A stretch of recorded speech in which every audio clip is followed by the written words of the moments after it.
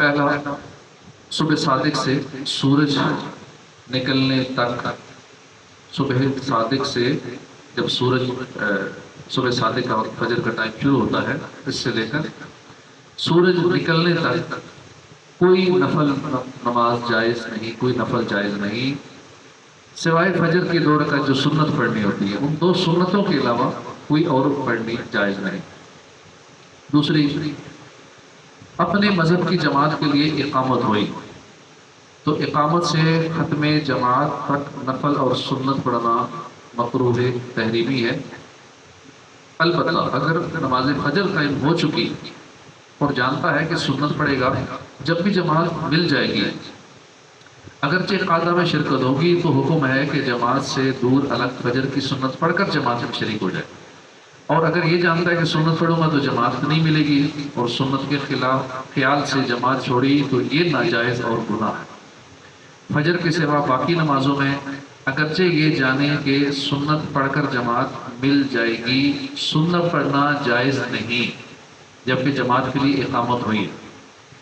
جماعت کے لیے جب اقامت ہو گئی، فرض نماز شروع ہو رہی ہے، اقامت ہو گئی ہے، تو اب کوئی نماز نہیں پڑھ سکتے۔ ہاں، فجر میں اگر یہ گمان ہے کہ میں شامل ہو جاؤں گا، سنتیں پڑھ لوں گا، سلام پھیرنے سے پہلے شامل ہو جاؤں گا، تو فجر کی 2 سنتیں پڑھنے کی اجازت ہے، اس کے علاوہ باقی نمازوں میں اجازت نہیں ہے۔ نماز عصر پڑھنے کے بعد سے آفتاب زرد ہونے تک نفل پڑھنا منع ہے۔ عصر کی نماز پڑھنے کے بعد سے آفتاب زرد ہونے تک نفل نماز پڑھنا منع ہے۔ نمبر 4، سورج ڈوبنے سے لے کر مغرب کے فرض پڑھنے تک کوئی نفل نماز نہیں پڑھ سکتے، جائز ہے۔ یہ لوگ سمجھتے ہیں کہ بھی ٹائم ہے یا بیچ میں کوئی وقفہ اگر مل گیا اس میں کچھ پڑھنا شروع کر دیتے ہیں تو ایسا کرنا منع ہے۔ یا کئی لوگ جب عمرے پہ بھی جاتے ہیں تو وہاں تھوڑا گیپ دیا جاتا ہے نماز میں، تو اس دوران بھی کئی کچھ پڑھتے ہیں، تو فرض اور سورج ڈوبنے کے درمیان میں جو وقت ہے اس دوران نفل پڑھنا منع ہے۔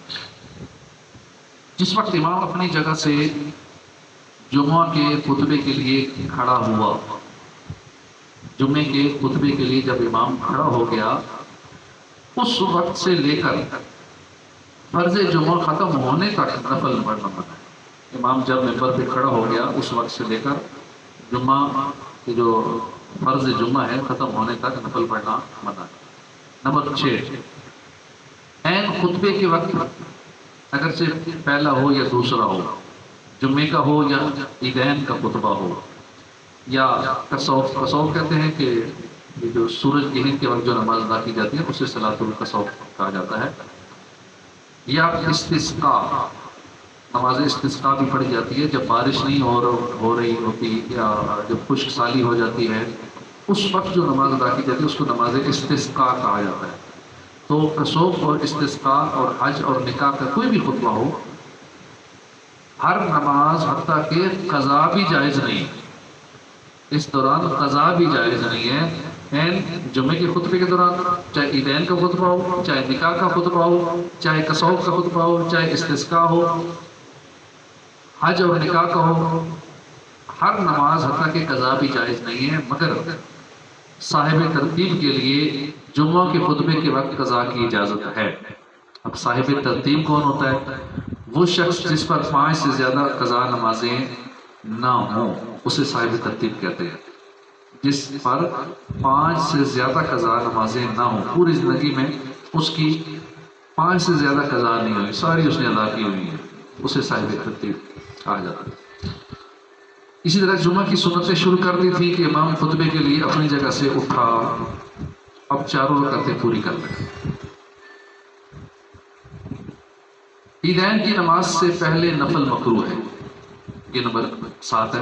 عیدین کی نماز سے پہلے نفل مکروہ ہے، چاہے گھر میں پڑھے یا عیدگاہ میں یا مسجد میں پہنچ کر پڑھے، منع ہے پڑھنا۔ عیدین کی نماز کے بعد نفل مکروہ ہے، جبکہ عیدگاہ یا مسجد میں پڑھے، گھر پر پڑھنا مکروہ نہیں ہے۔ عیدین کی نماز پڑھنے کے بعد نفل گھر پر پڑھ سکتے ہیں، مسجد میں یا عیدگاہ میں نہیں پڑھ سکتے۔ نمبر 9 عرفات. عرفات وہ جگہ ہے حدود حرم کے باہر ایک جگہ ہے، مکہ مکرمہ سے کچھ کلومیٹر کے فاصلے پر ایک میدان ہے جہاں پہ 9 ذی الحجہ کو حاجی صاحبان جمع ہوتے ہیں. عرفات کے میدان میں اگر اس دن ایک لمحے کے لیے کوئی ٹھہر گیا تو وہ حاجی ہو جاتا ہے، یہاں تک کہ اس فضا سے بھی وہ گزر جائے تو حاجی ہو جاتا ہے. اس دن کئی لوگوں کو ہیلی کاپٹر پہ وہاں سے گزارتے ہیں، مریضوں کو وہاں ہیلی کاپٹر کے ذریعے یا ایمبولینس کے ذریعے وہاں لے جاتے ہیں جو نہیں چل سکتے، سخت بیمار ہوتے ہیں، یہاں تک کہ ICU میں بھی ہو گئی کو ایمبولینس میں ڈال کے وہاں سے گزار لیتے ہیں کہ چلو حاجی ہو جائیں، اتنے دور سے آئے تو حج ہو جائے گا. یہ رکن اعظم ہے حج کا فرض، بڑا مین فرض ہے. تو عرفات میں جو ظہر اور عصر ملا کر پڑھتے ہیں ان کے بیچ میں اور بعد میں بھی نفل اور سنت مکروہ ہے. اچھا جو ملا کر پڑھتے ہیں اس میں بھی لوگ کنفیوز ہوتے ہیں، وہاں بھی لوگ کنفیوز ہوتے ہیں. کئی لوگ ظہر کے ٹائم میں دونوں ملا لیتے ہیں، کئی لوگ عصر کے وقت میں ملا لیتے ہیں. اب عصر کے وقت میں پڑھی تو انہوں نے ظہر کے وقت میں زور نہیں پڑھی، عصر کے وقت میں زور ہی پڑھ رہے ہیں، قضا کر دی زور.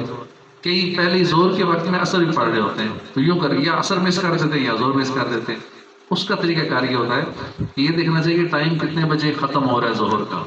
جب ظہر کا ٹائم ختم ہونے والا ہو تو اس سے پہلے ظہر پڑھ لیں، ظہر ٹائم کے اندر پڑھ لیں. جیسے ہی ظہر پڑھ چکیں گے ظہر کا ٹائم ختم ہو چکا ہوگا، اب عصر کا شروع ہو چکا، اب عصر کے وقت میں عصر، دونوں کٹھی بھی ہو گئی اور اپنے اپنے وقت کے اندر بھی ہو گئی. یہ اصل طریقہ ہوتا ہے کہ اپنے وقت میں ہی پڑھنی ہے اور پڑھنی بھی کٹھی ہے. یہ طریقہ بہتر ہے اور اسی حساب سے چلنا چاہیے. نمبر 10 مزدلفہ.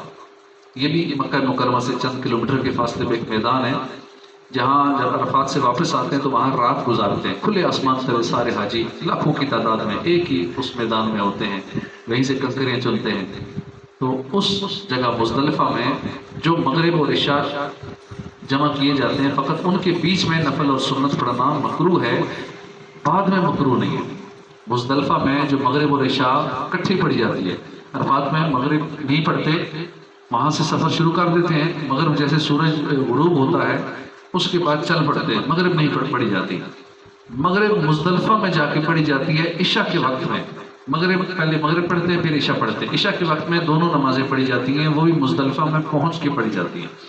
اور پھر مزدلفہ میں رات گزارنی وہاں ضروری ہوتی ہے، یہاں تک کہ جب فجر کا ٹائم شروع ہو جائے اس وقت فجر پڑھے پھر آگے چلے مینا کی طرف. لوگ فجر سے پہلے ہی وہاں سے نکلنا شروع ہو جاتے ہیں اور ان پہ دم واجب ہو جاتا ہے. ان پہ کئی بکرے پڑے جاتے ہیں لیکن علم نہیں ہوتا ان کو اور اپنا یہ مین واجب چھوڑ دیتے ہیں.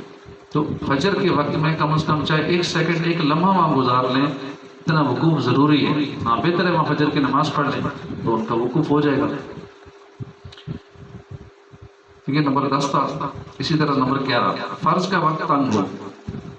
فرض کا وقت تھوڑا رہ گیا کہ بالکل مشکل سے ہم فرض پڑھیں گے، نماز کا ٹائم ختم ہو جائے گا. فرض کا وقت تنگ ہو تو ہر نماز یہاں تک کہ سنت فجر اور ظہر مکروہ ہے.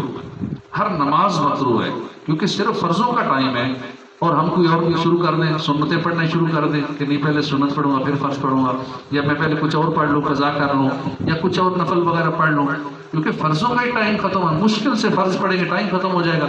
تو اب صرف فرض ہی پڑھنے ہیں، فرضوں کے علاوہ کچھ بھی پڑھنا مکروہ ہے. نمبر 12 جس بات سے دل بٹے یعنی توجہ کہیں اور ہو جائے، اس کو دور کر سکتا ہو تو اس کو دور کیے بغیر نماز پڑھنا مکروہ ہے. اب مثال کے طور پہ ادھر سے جماعت کا ٹائم ہو گیا، ادھر سے کھانا بھی لگا ہوا ہے، بھوک بھی ہے، پتہ ہے کہ میں ادھر پڑھوں گا تو توجہ کھانے میں ہی رہے گی یا توجہ کہیں اور رہے گی. اب اس کام کو پہلے نپٹا لیں.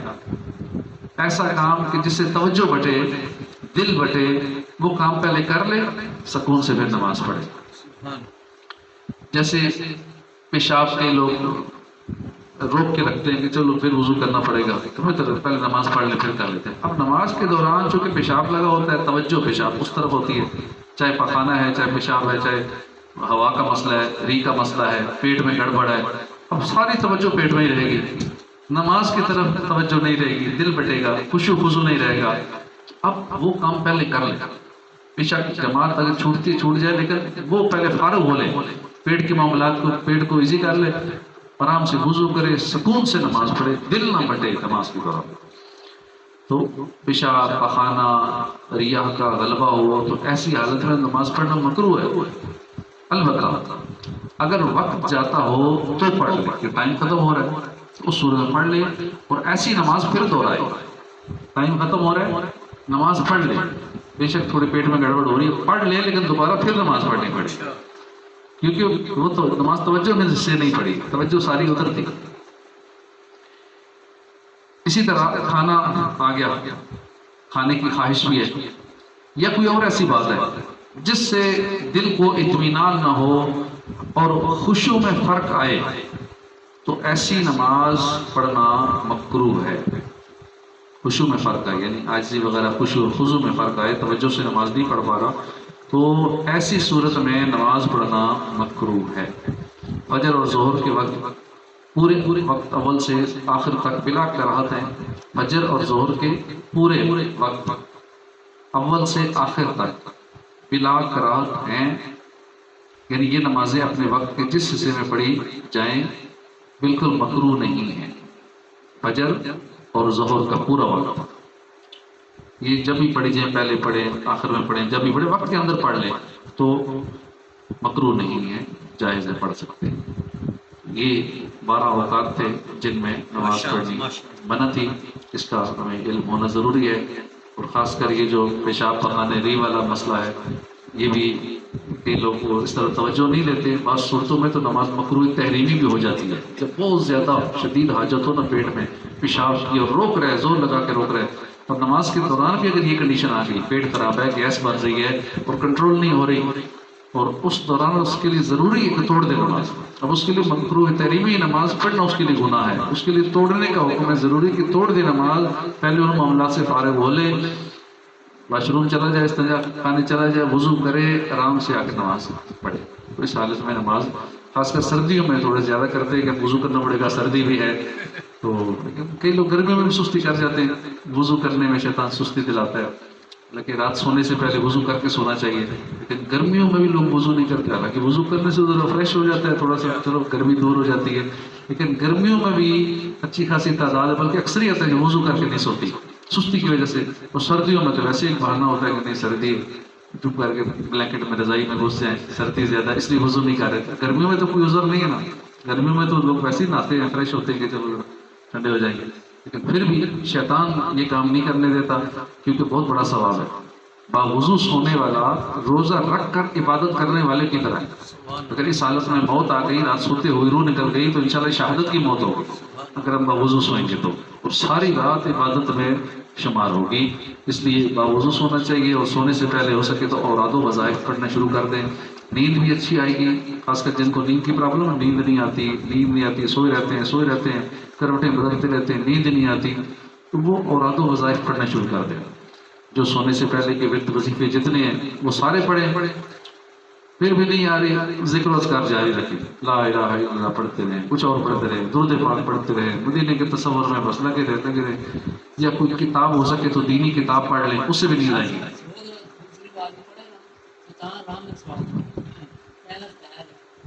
ہاں، اور تو وظائف پڑھنے سے بھی نیند اچھی آئے گی، اور کوئی کتاب دینی پڑھیں اس سے بھی نیند اچھی آئے گی انشاءاللہ۔ اس طرح نیند کے اور بہت سارے نسخے ہیں، اچھی نیند آئے گی، اور جو پڑھا ہوگا انشاءاللہ وہ میمورائز ہو جائے گا، وہ دماغ کے اندر سیو بھی ہو جائے گا انشاءاللہ۔ اللہ پاک ہمیں فرض علوم سیکھنے کی توفیق عطا فرمائے، آمین، بجاہ نبی الامین صلی اللہ علیہ وسلم۔